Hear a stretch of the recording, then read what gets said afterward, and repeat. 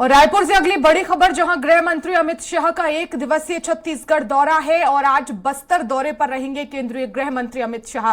और जगदलपुर में आयोजित जनसभा नामांकन रैली में शामिल होंगे।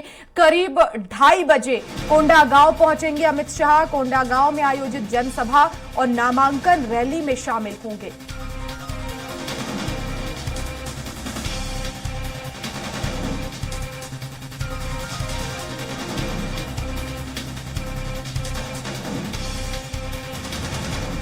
तो केंद्रीय गृह मंत्री अमित शाह आज कोंडागांव में आयोजित जनसभा और नामांकन रैली में शामिल होंगे।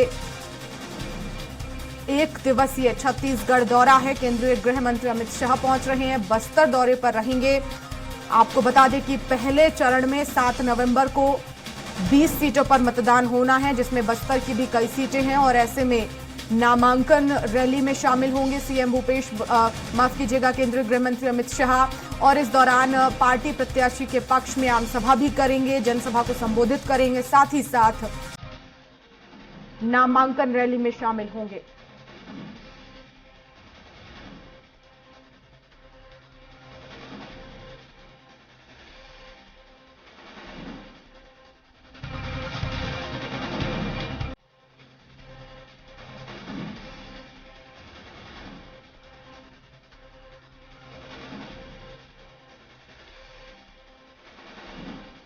तो गृह मंत्री अमित शाह का एक दिवसीय छत्तीसगढ़ दौरा है। आज बस्तर दौरे पर रहेंगे केंद्रीय गृह मंत्री अमित शाह और जगदलपुर में आयोजित जनसभा, साथ ही साथ नामांकन रैली में शामिल होंगे।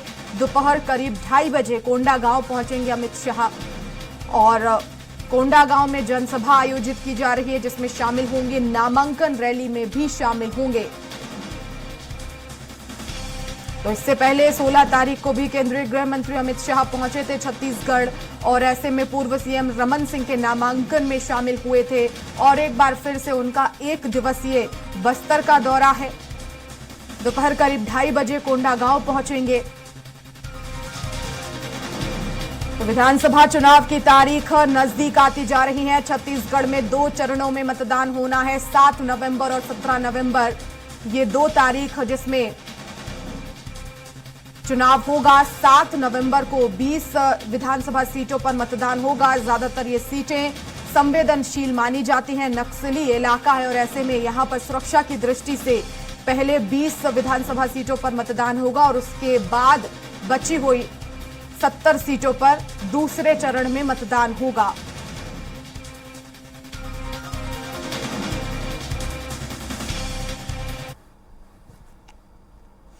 और इस खबर पर ज्यादा जानकारी के लिए संवाददाता हेमंत शर्मा हमारे साथ रायपुर से लाइव जुड़ गए हैं। हेमंत, केंद्रीय गृह मंत्री अमित शाह पहुंच रहे हैं, कितना महत्वपूर्ण ये दौरा आने वाले पहले चरण के चुनाव को लेकर?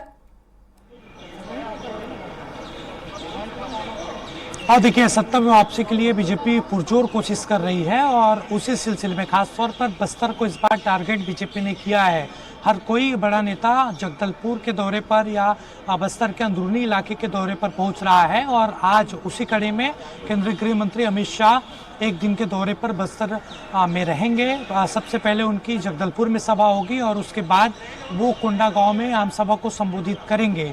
तय कार्यक्रम के अनुसार 10:30 बजे के आसपास वो दिल्ली से रवाना होकर सीधे जगदलपुर पहुंचेंगे और जगदलपुर के लालबाग परेड मैदान में आम सभा होगा। और वहां पर जो प्रत्याशी हैं जगदलपुर के किरण सिंहदेव, वो नामांकन दाखिल करेंगे। उनके नामांकन कार्यक्रम में भी अमित शाह की मौजूदगी रहेगी और उसके बाद वहां पर कुछ देर रुकने के बाद सीधे हेलीकॉप्टर के जरिए वो कोंडागांव के लिए रवाना होंगे और कोंडा से जो भाजपा के उम्मीदवार हैं लता हुसैंडी, उनके पक्ष पे वो प्रचार करते भी नजर आएंगे। उनके नामांकन रैली में भी वो शामिल होंगे और एक आम सभा को वहां पर भी संबोधित अमित शाह के द्वारा किया जाएगा। तो पूरा रोड मैप बीजेपी ने तैयार किया हुआ है। अमित शाह के बाद प्रधानमंत्री, उत्तर प्रदेश के मुख्यमंत्री और अलग अलग राज्यों के मुख्यमंत्री दौरे पर आएंगे। पहले चरण को लेकर इस तरीके से तैयारी बीजेपी की हो रही है।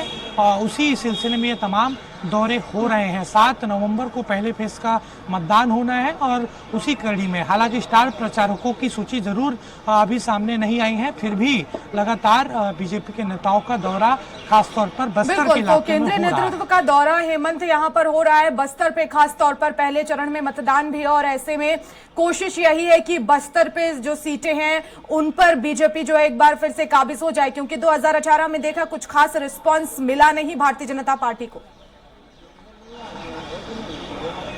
और देखिए 2018 का विधानसभा चुनाव जब हुआ था और परिणाम सामने आए थे तो बस्तर की 12 में से 11 सीटें कांग्रेस ने जीती थी।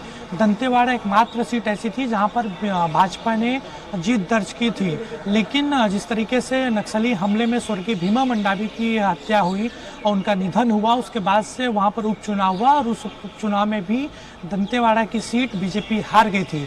यानी मौजूदा समय में 12 की 12 सीटें कांग्रेस के पास है और इसीलिए क्योंकि एक तरीके से बस्तर को सत्ता की चाबी कहा जाता है, वहां से अगर कोई भी बढ़त बनाता है तो सरकार उसकी बनती है। ऐसा लॉजिक छत्तीसगढ़ में 2003 से चला आ रहा है और इसीलिए खासतौर पर बीजेपी के तमाम बड़े नेता उस इलाकों को टारगेट कर रहे हैं और पहले चरण में जो मतदान होना है 20 सीटों पर, बस्तर की 12 और राजनांदगांव लोकसभा की 8 सीटें हैं। और पिछले समय अगर देखा जाए 2018 में तो 20 में से अधिकतर सीटें कांग्रेस ने जीती थी, लगभग 18 से 19 सीटें कांग्रेस के पास थी। तो इस लिहाज से पहले चरण में बीजेपी के लिए चुनौती है और इसीलिए तमाम बड़े नेताओं का दौरा किया जा रहा है। कल असम के मुख्यमंत्री भी आए थे, उन्होंने लोरमी और कवर्धा में आम सभा को संबोधित किया था। तो पूरा रोड मैप जरूर तैयार किया गया है और आने वाले दिनों में प्रधानमंत्री के साथ कई बड़े नेताओं का दौरा इस पहले चरण के विधानसभा सीटों में होगा। बिल्कुल बने रहिएगा हेमंत, आगे भी खबरों पर अपडेट्स लेंगे।